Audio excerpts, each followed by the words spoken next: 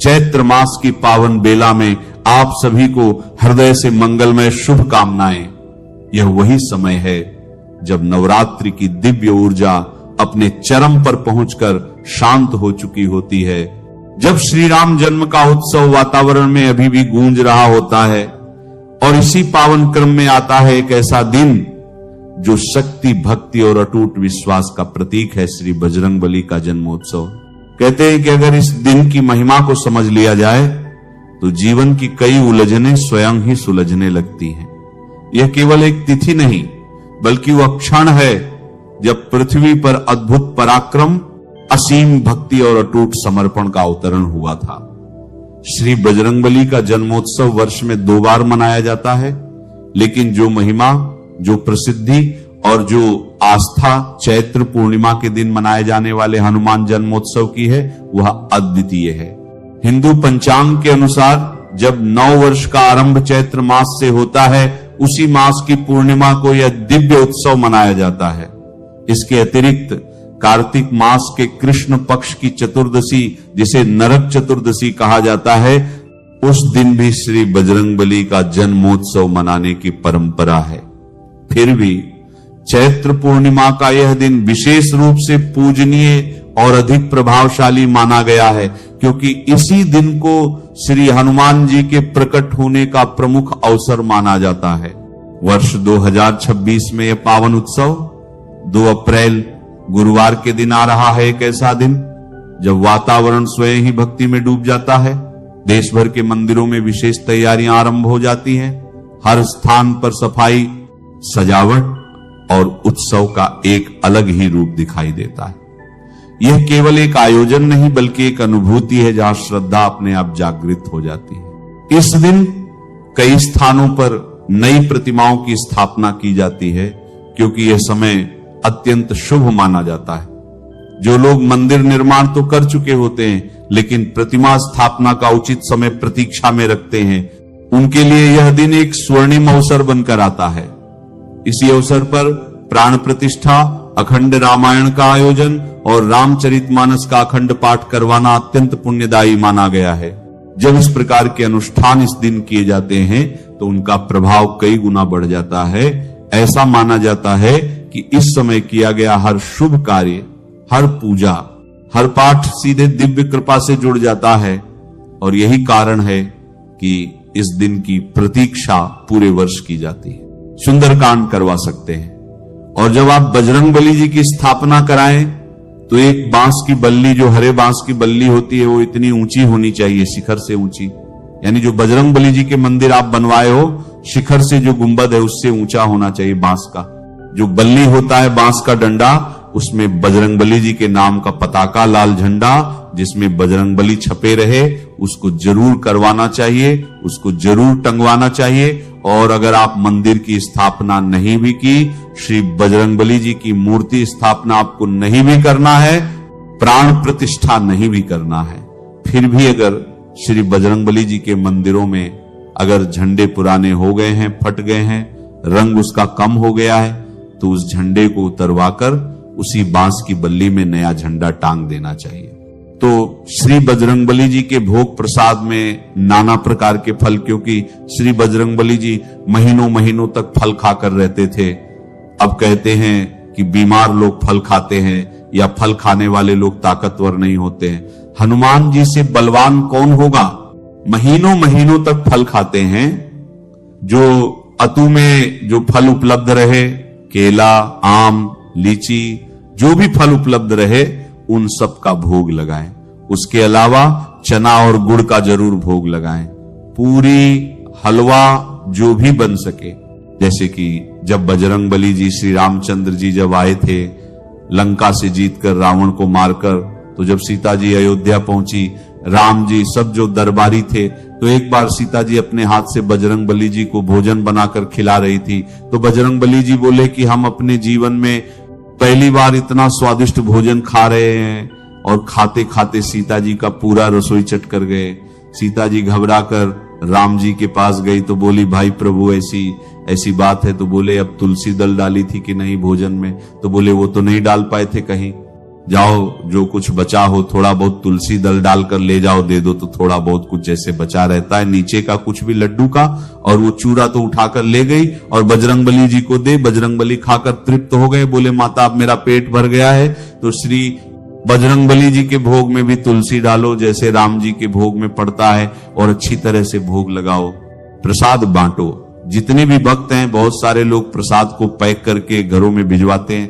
तो श्री बजरंगबली जी की जो प्रतिमा है बहुत सारे लोग मनौती मानते हैं, सिंदूर का चोला चढ़ाते हैं। तो चमेली का तेल और पीला सिंदूर जिसको बंधन सिंदूर भी बोलते हैं, जैसे हम लगाते हैं, जैसे विवाह होता है उसको घोल कर और पीपल की पत्ती से अपने हाथों से नहीं लगाना चाहिए। पीपल की पत्ती ले लें और पीपल की पत्ती को डुबो डुबो कर फिर भगवान जी को चोला चढ़ाएं, श्री बजरंगबली जी को लाल लंगोटी भी चढ़ाएं, उपवस्त्र जो कंधे पर रखते हैं वो भी लाल रंग का गमछा उसको भी चढ़ाएं, और फिर ज्योति भी जलाएं। ज्योति थोड़ा दूरी से, मतलब अगर मंदिर में आप पूजा कर रहे हो तो कभी भी प्रतिमा के पास ज्योति नहीं जलाना चाहिए, दूर में ज्योति जलाना चाहिए। ज्योति भी जलाएं श्री बजरंगबली जी के नाम से। और जब भी जैसे कि आपको जो भी अनुष्ठान यानी जो भी आयोजन करना है वो रात्रि के समय करें। अगर मंदिरों में करना है, जैसे कि बहुत से लोगों को भाई दूर दराज जाना होता है, तो नहीं, घर के आयोजन जैसे घर के कीर्तन वगैरह करना है, कुछ सुंदरकांड, हनुमान चालीसा, हनुमान ये सब चीजें करनी है, तो आप रात्रि को आयोजन करें अपने घर में।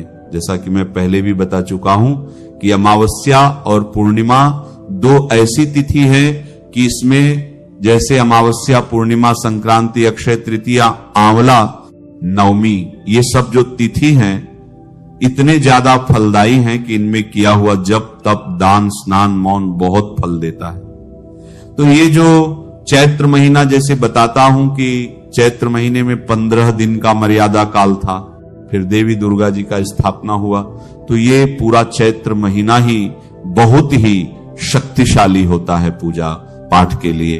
तो जो भी साधक होते हैं, जैसे मान लीजिए आपको किसी देवी देवता का मंत्र लेना है, सिद्ध करना है, तो ये पूर्णिमा में और पूर्णिमा के दिन रात्रि जो चंद्रमा निकल आते हैं और खड़े चंद्रमा, यानी जब चंद्रमा के आप नीचे खड़े हो जाओ तो आपकी परछाई सिर्फ आप में ही रहे, यहां वहां नहीं। उस समय अगर कोई भी साधना आप करते हैं तो वह साधना अति शीघ्र सिद्ध हो जाती है।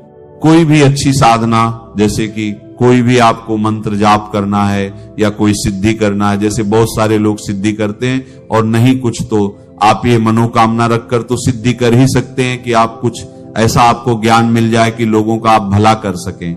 तो चलिए आपको सिद्धि के बारे में बताओ।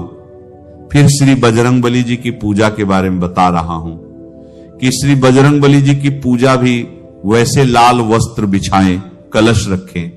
भगवान श्री बजरंगबली जी का अगर छोटे बजरंगबली जी हो उनका फोटो, और अधिकतर जो सूर्य जी को भगवान जी निगल रहे हैं अगर वो फोटो हो तो वो फोटो बहुत ही भगवान का बहुत ही ऊर्जावान ये फोटो है। ये फोटो आप अगर आपके पास हो तो इनकी ये भी बहुत बाल अवस्था थी, भगवान जी की इनकी पूजा करें।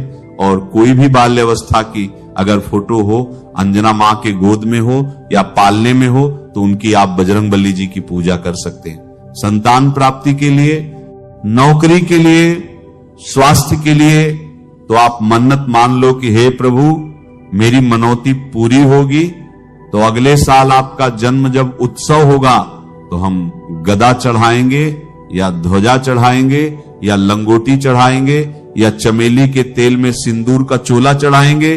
जो भी कुछ मन्नत मान लो, या श्री बजरंगबली जी के मंदिर में सुंदरकांड का पाठ करवाएंगे, कुछ भी आप मान लो, या भोजन करवाएंगे, कुछ भी मन्नत मान लो, आपकी मन्नत पूरी हो तो उसको अगले साल कर दो। तो श्री बजरंगबली जी के जन्म उत्सव के बारे में आपको बता। नदियों में विशेषकर गंगा स्नान पूर्णिमा के दिन अति फलित होता है।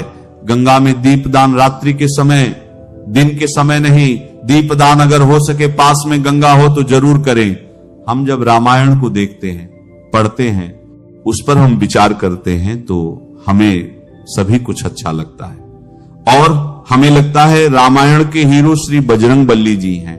जितने कठिन कार्य थे वो सब श्री बजरंगबली जी ने किया और इनके सिवाय हमको नहीं लगता कि और कोई कर भी सकता था। तो बजरंगबली जी, जैसा कि रामचरितमानस में लिखा है कि चारों युग प्रताप तुम्हारा है, प्रसिद्ध जगत उजियारा, चारों युग में कलयुग में श्री बजरंगबली जी प्रत्यक्ष में हैं और सभी कुछ देख रहे हैं। मतलब श्री भगवान रामचंद्र जी बोले थे कि कलयुग के अंत तक आप रहोगे यहां पर, फिर उनके आप मतलब सशरीर श्री राम धाम चले जाओगे। तो बजरंगबली जी साक्षात अभी भी हैं, इसीलिए बजरंगबली जी की पूजा अत्यंत फलित होती है। जितने कठिन कार्य थे वो सब श्री बजरंगबली जी ने किया और इनके सिवाय हमको नहीं लगता कि और कोई कर भी सकता था। तो बजरंगबली जी, जैसा कि रामचरितमानस में लिखा है कि चारों युग प्रताप तुम्हारा है, प्रसिद्ध जगत उजियारा, चारों युग में कलयुग में श्री बजरंगबली जी प्रत्यक्ष में हैं और सभी कुछ देख रहे हैं। मतलब श्री भगवान रामचंद्र जी बोले थे कि कलयुग के अंत तक आप रहोगे यहां पर, फिर उनके आप मतलब सशरीर श्री राम धाम चले जाओगे। तो बजरंगबली जी साक्षात अभी भी हैं, इसीलिए बजरंगबली जी की पूजा अत्यंत फलित होती है, व्रत फलित होता है। बहुत सारे लोग पूजा व्रत करते हैं। पहले जब रामलीला होता था तो हम लोग बहुत ध्यान से चीजों को सुनते थे, देखते थे। तो उसमें भगवान जी का गाना भी गाते थे कि हनुमत बैठे रहो आसन पर जब तक कथा राम की हो, हनुमत बैठे रहो आसन पर जब तक कथा राम की हो। तो बीच बीच में गाना भी गाते आते थे। तो हम लोगों को याद है थोड़ा बहुत, जहां श्री राम कथा होती है वहां श्री बजरंगबली किसी न किसी रूप में आकर बैठते हैं।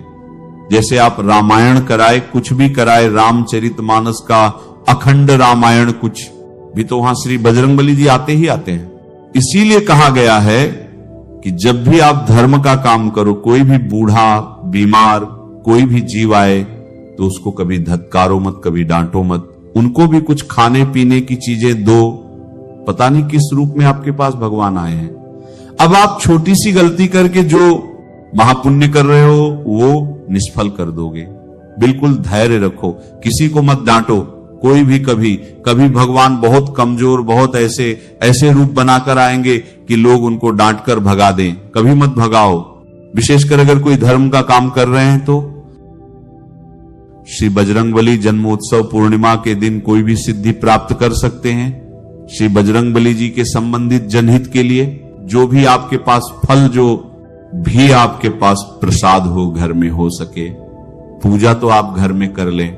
बहुत सारे लोग बोलते हैं कि हम मूर्ति ला लें घर में, हम फिर पूजा कर ले।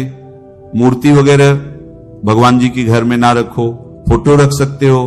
पंचमुखी हनुमान का फोटो घर में मत रखें।